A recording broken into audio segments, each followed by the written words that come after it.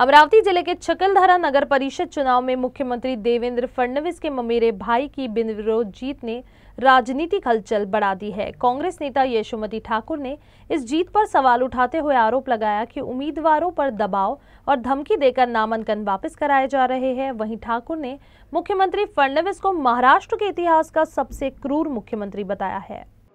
मला असं वाटतं की देवेंद्र फडणवीस इथे दमदाटी करतायत, गुंडागिरी करतायत, होम मिनिस्टर आणि मुख्यमंत्री असण्याचा दुरुपयोग करतायत।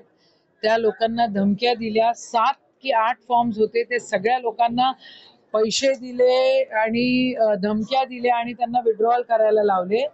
यांचं पूर्ण लक्ष तिथल्या जमिनीवर आहे आणि ते लोक तिथे पूर्णपणे दुरुपयोग करून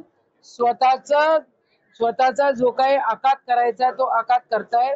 मुख्यमंत्री देवेंद्र फडणवीस या महाराष्ट्राच्या इतिहासामध्ये सर्वात क्रूर मुख्यमंत्री म्हणून ओळखले जातील। ज्या हिशोबाने ते संविधानाचं तोडफोड करतायत ते अशोभनीय आहे। त्यांच्या प्रतिमेला बिलकुल ते शोभत नाही।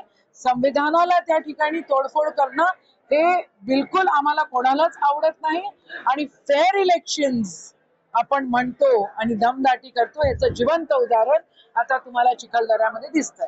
त्यांना सगळ्या प्रकार बघा, माझा जो अभ्यास आहे कमी असेल एखाद वेळेला, पण जो अनुभव आहे तो असा आहे की भाजपमध्ये भाजपचे ओरिजिनल कमी आणि भाजपमध्ये भाड्याचे आणलेले लोक जास्त त्या ठिकाणी आहेत आणि 100% भाजपचे लोक घाबरलेल्या अवस्थेत असतात, घाबरूट लोक आहेत आणि म्हणून या प्रकारे ते दमदाटी करतात। इथं कलोती 100% पडले असते तर मुख्यमंत्र्याच्या प्रतिमेला डाग लागला असता आणि म्हणून दमदाटी, म्हणून दादागिरी, म्हणून ब्लॅकमेलिंग आणि पैशाचा उपयोग साम दाम दंडभेद करून त्यांनी ते विड्रॉल घेतलेले आहे।